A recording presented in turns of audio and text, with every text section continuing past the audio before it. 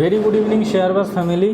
আজকে 17ই জুলাই, গতকাল 16ই জুলাই অপশানসে একটা ট্রেড নিয়েছিলাম, অপশান সেলিংয়ে হেজিং করেছিলাম। তো এই তার ট্রেডের স্ক্রিনশট আপনাদের স্ক্রিনে রয়েছে এবং এরপরে আপনারা এই প্রফিটের স্ক্রিনশটটাও আপনারা এই মুহূর্তে দেখতে পাচ্ছেন স্ক্রিনে। এরপরে আপনারা অপশান চেনটাও দেখলেন। অপশান চেনটা এই কারণেই আপনাদেরকে দেখানো হলো যাতে আপনারা মার্কেটের ওভারভিউটা বুঝতে পারেন কালকের দিনে ট্রেডটা কেন নিয়েছিলাম।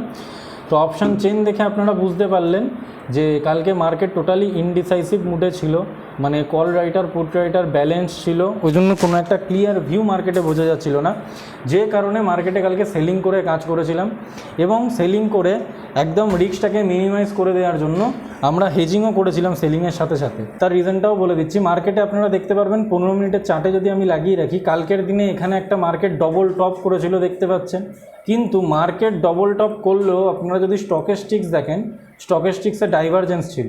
স্টকেস্টিক ওখান থেকে লোয়ার হাইজ ফর্ম করছিল এবং আরএসআই ওখান থেকে কন্টিনিউয়াসলি লোয়ার হাইজ ফর্ম করছিল।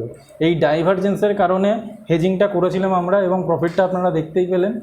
So guys, thank you. আজকের ভিডিওটা এইটুকুই থাক। যদি আপনারাও অপশানস আমাদের সাথে কাজ করতে চান, এইভাবে শিখতে চান, শিখে প্রফিট করতে চান রেগুলার, তাহলে নিচে দেওয়া নাম্বারে কন্ট্যাক্ট করুন। Thank you guys.